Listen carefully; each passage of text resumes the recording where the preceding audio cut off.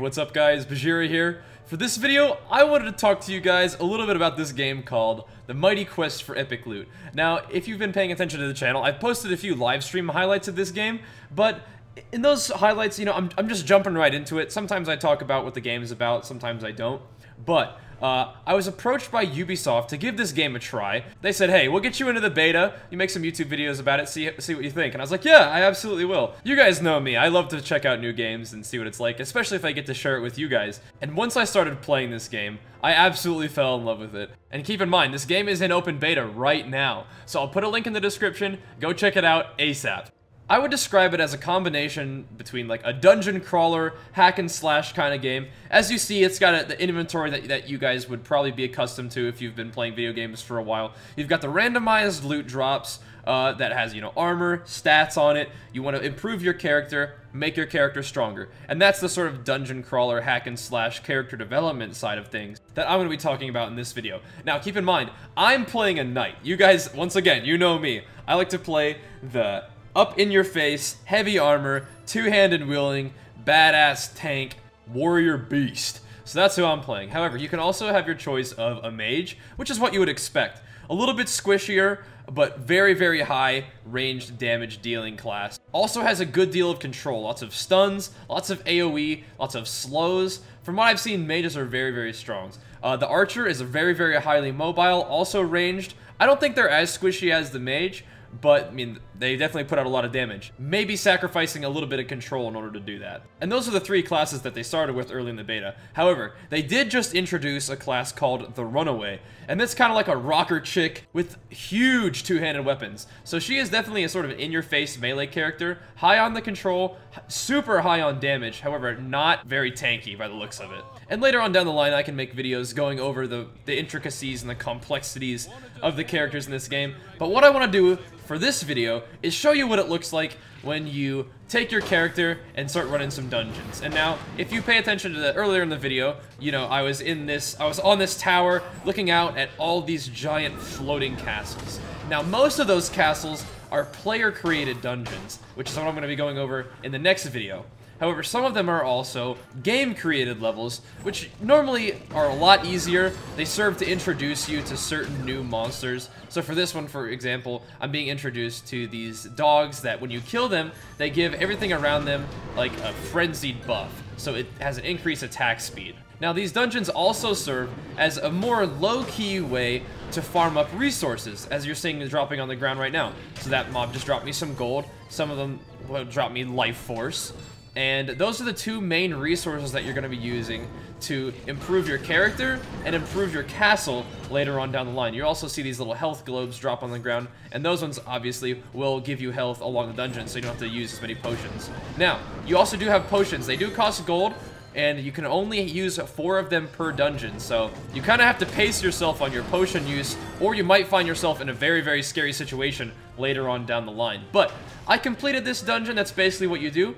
For these dungeons, really there's nothing to them other than running through them, killing as many monsters as you can to collect as much resources as possible. And your resources from dungeons are gold, life points, experience points, and of course the occasional loot drop as well, which you can use to either improve your character or sell for gold. Now, I am preparing to run player-created dungeon, so I'm going to change my spec up ever so slightly. Instead of more AoE damage, I'm going to opt to put in a healing strike, which, as the name might suggest, will heal me when I attack. And of course, depending on which character you choose, you have a wide variety of skills that you can select. However, you do only have 4 little buttons on your action bar, so it does force you to make some decisions on how you want to set up your character. Right now, I'm feeling pretty strong, so I don't think I need to have a super defensive build. Earlier in the beta, I would usually spec my character with just about as defensive as I could get. Pretty much everything that I had was a control ability. It would either pull an enemy towards me, kick an enemy away from me, stun the enemy, and then of course I had my healing strike as well. So I was pretty much just controlling the mobs as best as I could while keeping myself alive. And so that didn't make for the fastest dungeon runs, but I did get through them and I did stay alive. With my spec right now, just I can go right along my 1, 2, 3 and then my right click. I have chain pull, where I will throw out a chain and pull the enemy towards me, and that will generate mana for me. And then on number 2, I have a healing strike, where I use that ability, it hits a mob and it heals me for a percentage of my health. On 3, I have an ability called Smite, which deals a huge amount of damage to a small area and oftentimes stuns the enemies as well. And on my right click, I have an ability that ignites my weapon on fire and makes me do extra magical damage to the monsters I'm attacking while generating extra mana to use other abilities. So as you can tell, you have some abilities that generate mana, you have some abilities that spend mana. So it used to be whenever you ran a player-created dungeon, the amount of rewards that you get, the amount of stars that you got, were determined by how fast you got through. They made a change now where the 3 stars are based off 3 different components. You get 1 star for completing the dungeon in the first place without dying.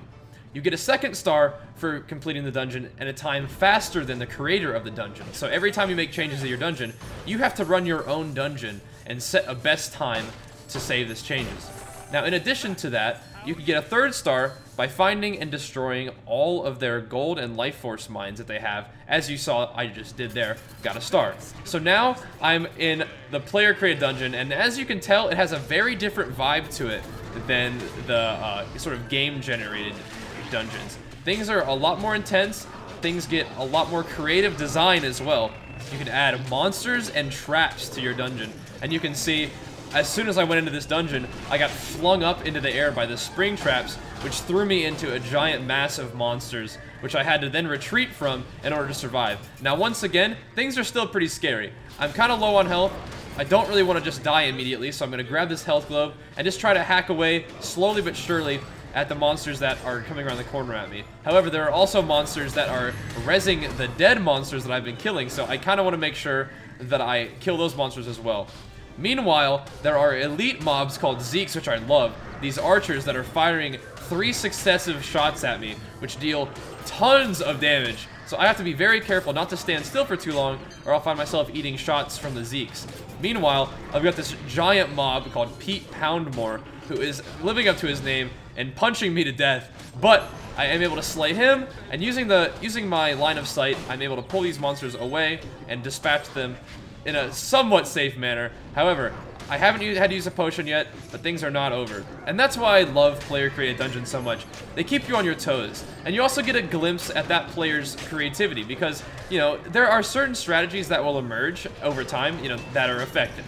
For example, I really like to use these Robo-Shieldtrons in conjunction with Zeeks, Bone Puppeteers, and Dr. Skulls, which is something that this guy is using here too. So, there are, like I said, there are strategies that become dominant, but the little things that change, like the positioning, the trap usage, the different compositions of the monsters, it just gives you a really interesting glimpse into the creativity of the player, and if something is effective against you, you can then try to institute that into your castle as well. So not only do running player dungeons help you grind up experience, life points, and gold, it also gives you knowledge about the game in terms of what is effective against other players that you can then, put in your own castle to hopefully catch other players in your traps too. So I got through this dungeon, I killed all his mines, I beat his time, didn't even have to use a potion, so I end up getting 3 stars on that dungeon and 12 crowns. And crowns are a kind of ranking in the Mighty Quest for Epic Loot. The more crowns you have, obviously, the higher ranked you are. And you can get crowns by running other people's dungeons successfully, or having other people run your dungeons and fail. And I will admit to you, I do love running dungeons, I do love chopping through hordes and hordes of monsters, because I've always been a big fan of the sort of dungeon crawling hack and slash genre. However, the second aspect of the Mighty Quest for Epic Loot that you may, have a little bit of an idea of now that we've chopped through another player's dungeon is the castle defense aspect of it as well. And that's something that I'm going to be talking about in the next video. I'm going to show you a sort of in-depth look at my castle, how I've got it set up for the moment, of course, because things do change. And I'll probably also take you through a few replays of when other players ran through my dungeon, because that's one of the coolest things about the Mighty Quest for Epic Loot, is they actually do save the replays for when other players run through your dungeon, so you can see what was successful, what was unsuccessful, what you need to change, and of course, just watching someone fail in the trap that you set for them. But anyway, that's gonna bring this video to a close, guys. Really hope you enjoyed this. I'd be more than happy to post more Mighty Quest for Epic Loot videos for you guys, because if you can't tell, I absolutely love this game.